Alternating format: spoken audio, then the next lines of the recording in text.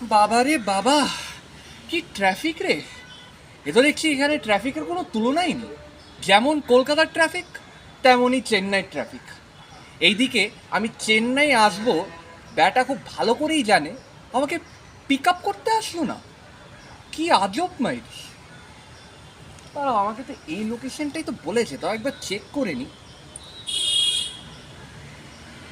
হ্যাঁ, লোকেশনটা তো এটাই বলছে। আর আমাকে বলে বলেছিল যে কালো রঙের গেট, আর কালো রঙের গেট তো এটাই, এর ভিতরে ঢুকতে বলেছি। ফোন করে নি, বুঝতেও তো পারছি না, এ তো কত বাড়ি ঘর বাবা। ট্রিং ট্রিং এই ট্রিং ট্রিং এ আবার কেন ফোন ট্রিং করেছে? ট্রিং ট্রিং কে ট্রিং জানে কি আবার বলবে। ট্রিং ট্রিং। হ্যালো, বল ভাই। শালা তোর জন্যে ভাই আমাকে কত দৌড়ঝাঁপ করতে হয়েছে জানিস? কেন? কিসের আবার দৌড় আমি কিছু বুঝতে পারছি না। জানিস না যে আমি আজকে চেন্নাই আসবো? ও হ্যাঁ, তোর তো আজকে চেন্নাই আসার কথা, আমি ভুলেই গেছিলাম।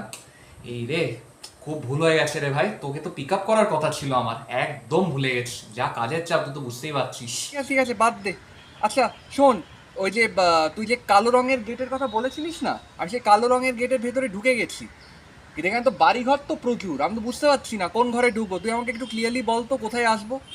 কালো গেটের ভিতরে ঢুকে গেছিস তো? তাহলে শোন, তুই ওখান থেকে একদম সোজা যা, ঠিক আছে? একদম সোজা যাবে, সোজা গিয়ে ডান দিক যা। ওখানে প্রথম দরজা দেখতে পারবি, ওই প্রথম দরজায় আমার বাড়ি। একটা নক করবি, নক করলে দরজা খুলে দেবো, ঠিক আছে? আচ্ছা, সোজা গিয়ে ডান দিকে। ঠিক আছে, আমি আসছি।